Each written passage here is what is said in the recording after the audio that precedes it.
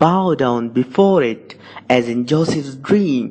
The sheaves bow down and then the stars bow down before the dreaming of a little boy. That dream got him such hatred of his brothers as caused the greater part of life to men, and yet great kindness came of it in the end.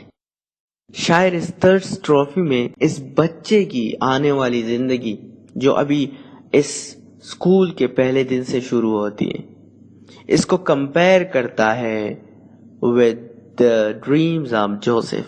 Yusuf अलैहिस्सलाम के ख्वाबों के साथ उसको compare करता है. कैसे compare करता है? कहता है कि इसके आगे भी झुकेंगे जिस तरह के यूसुफ अलैहिस्सलाम के ख्वाब में झुके थे. क्या चीजें झुकी थी उनके आगे? पहले ख्वाब में, जिस तरह के बाइबल में भी है और कुरान में भी है. कुरान में सेकंड वाला ख्वाब है, फर्स्ट वाले ख्वाब का जिक्र नहीं है, लेकिन बाइबल में है कि उसने एक ख्वाब देखा था कि वो अपने भाइयों को कहता है कि मैंने एक ख्वाब देखा है कि हम एक खेत में काम कर रहे हैं और हम अनाज की गड्डियां बना रहे हैं, और उन गड्डियों में से मेरी गड्डी उठ खड़ी हो जाती है, जबकि आप सबके, भाइयों की तरफ इशारा किया कि आप सबके गड्डियां वो उसके इर्द गिर्द जमा हो जाती है और मेरी गड्डी के आगे सजदा कर लेते हैं. और दूसरे ख्वाब में वो बयान करता है कि मैंने एक ऐसा ख्वाब देखा है जिसमें 11 सितारे, सूरज और चांद मेरे आगे सर्वसजूद हो गए थे.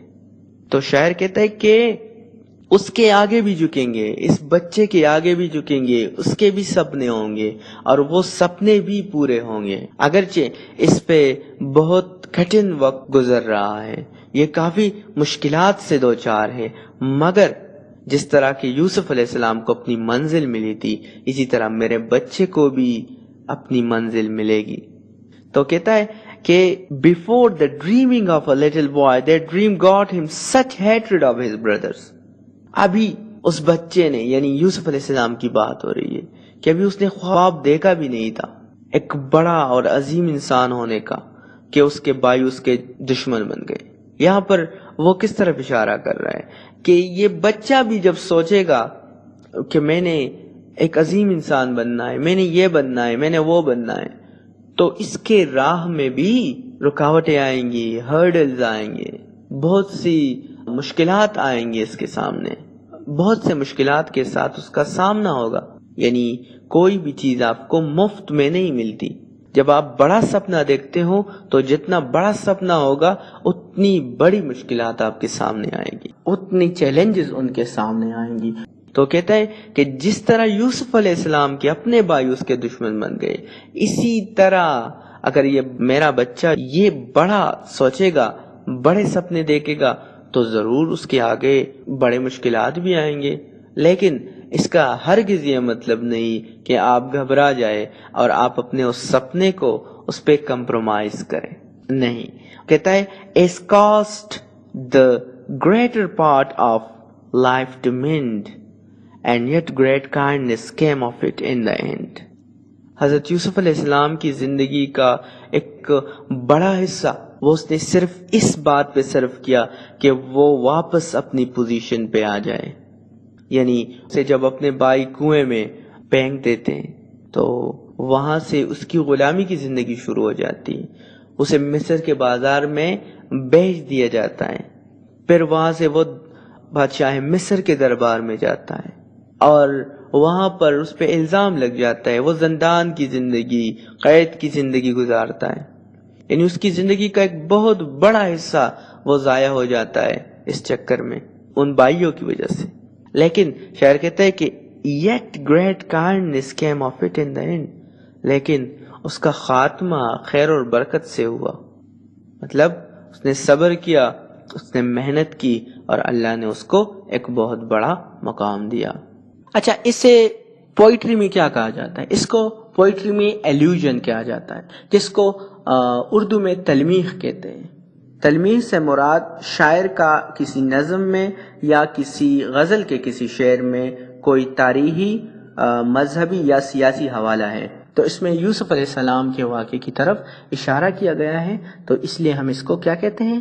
ایلوژن کہتے ہیں۔ یہ ایک لیٹری ڈیوائس ہے، اور لیٹری ڈیوائسز وہ ڈیوائسز ہوتے ہیں جس کے ذریعے شاعر اپنے نظم کو خوبصورت بناتا ہے۔ جیسا کہ ایک شاعر اپنے شعر میں کہتا ہے کہ ہم نے کیا کیا نہ تیرے عشق میں محبوب کیا، صبر ایوب کیا، گریہ یعقوب کیا۔ اس میں دو تاریخی اور دو جو ہے مذہبی حوالے ہیں، جس طرح کہ اس میں صبر ایوب کی طرف اشارہ ہے، یا گریہ یعقوب علیہ السلام کے اس فریاد کی طرف اشارہ ہے، جو کہ یعنی وہ روتے تھے حضرت یوسف علیہ السلام کی یاد میں۔ تو یہ دونوں کیا ہے؟ یہ ایلوژن ہے، ان کو ہم ریفرنسز کہتے ہیں، یا ہسٹوریکل بھی کہہ سکتے ہیں، اس کو ہسٹوریکل ایلوژن بھی اس کو کہہ سکتے ہیں، اور اس کو ریلیجیس ایلوژن بھی کہہ سکتے ہیں۔ اسی طرح پولیٹیکل ایلوژن الگ ہوتے ہیں۔ اچھا، فورتھ ٹراپی میں وہ کہتا ہے کہ my child has despaired behind the schoolroom door, and should I live to see his coming forth alive away? I know my hope, but do not know its form, nor hope to know it. May the father he finds among his teachers have a care of him, more than his fathers could. How that will look, I do not know. I do not need to know. میرا بچہ میری نظروں سے اوجھل ہو چکا ہے، غائب ہو چکا ہے۔ Behind the school room door, school کے دروازے کے پیچھے وہ غائب ہو چکا ہے۔ And should I live to see his coming forth alive away, I know my hope but do not know its form, nor hope to know it.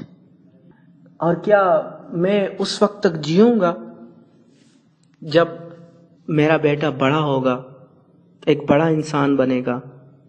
I know my hope، مجھے میری امید کا پتہ ہے، میں یہ خدا سے یہ امید رکھتا ہوں کہ میرا بیٹا ایک بڑا انسان بنے گا۔ But do not know its form، لیکن مجھے نہیں پتا کہ یہ سب کیسے ہوگا، یہ کس شکل میں ہوگا۔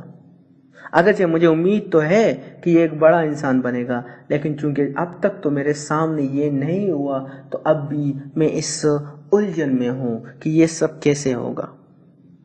Nor hope to know it، نہ مجھے امید ہے کہ مجھے کبھی یہ پتہ چل جائے گا، یعنی کیونکہ یہ کہتا ہے کہ میں بوڑھا ہو جاؤں گا، میں مر جاؤں گا، اور یہ ہو سکتا ہے میرا بیٹا میری نظروں کے سامنے جو ہے ایک بڑا انسان نہ بنے، ہو سکتا ہے اس کے بعد بن جائے۔ May the father he finds among his teachers have a care of him, more than his father could. How that will look, I do not know. I do not need to know. May the father he finds، اللہ کرے اسے اپنے اساتذہ کی شکل میں ایک بہترین والد ملے، جو اس کی اتنی کیئر کرے جتنا میں بھی اس کی کیئر نہیں کر سکا ہوں ابھی تک۔ یعنی جب وہ اسکول کے دروازے پر اسے چھوڑتا ہے تو اس کے ذہن میں ایک باپ جیسی ہستی ہوتی ہے اس کے ذہن میں کہ میرا بیٹا وہاں پر ایسے لوگوں سے پڑھے گا جو مجھ سے زیادہ شفقت اس پہ کریں گے۔ تو وہ کہتا ہے کہ خدا کرے کہ ایسا ہو کہ میرے بیٹے کو باپ جیسی ہستی ملے اپنے اساتذہ کی شکل میں۔ How that will look, I do not know، یہ سب کیسے ہوگا مجھے نہیں پتا۔ I do not need to know، مجھے اس کی ضرورت بھی نہیں جاننے کی۔ ایسا کیوں کہتا ہے؟ کیونکہ وہ کہتا ہے کہ میں نے بس اس کو اب ان کے سہارے چھوڑ دیا ہے، اب وہ جانے اور میرا بیٹا جانے۔ میرا بیٹا ان کو باپ کی طرح ریسپیکٹ دے گا، اور وہ ان کو باپ بن کر اچھی تربیت اس کی کریں گے۔ اچھا، لاسٹ سٹینزا میں وہ کہتا ہے even our tears belong to ritual, but may great kindness come of it in the end۔ اگرچہ یہ ہمارے آنسو بھی سیریمونیل ہوتے، جس طرح کہ میں نے پہلے کہا، یعنی یہ وہ آنسو نہیں ہوتے جو کہ غم کی وجہ سے انسان کے آنکھوں سے بہتے ہیں، بلکہ یہ تو روایتی سے آنسو ہے جو کہ ہر باپ، ہر ماں، ہر بیٹی کے آنکھوں سے ٹپکتے ہیں جب کوئی ایسا موقع آتا ہے۔ But may great kindness come of it in the end۔ اب جیسا بھی ہے، یہ چاہے سیریمونیل ٹیئرز ہے یا یہ حقیقی آنسو ہے، مگر میں چاہتا ہوں کہ اللہ کرے اس سے خیر اور برکت ہی نکلے آخر میں۔ یہ میں نے آپ کو اس کی سمپل ٹرانسلیشن دی. اگر آپ کو پھر بھی اس کو سمجھنے میں کوئی مشکل پیش آ رہی ہے تو آپ کمنٹ باکس میں کمنٹ کیجیے گا. تھینک یو سو مچ، اور سبسکرائب کرنا نہ بھولیے گا.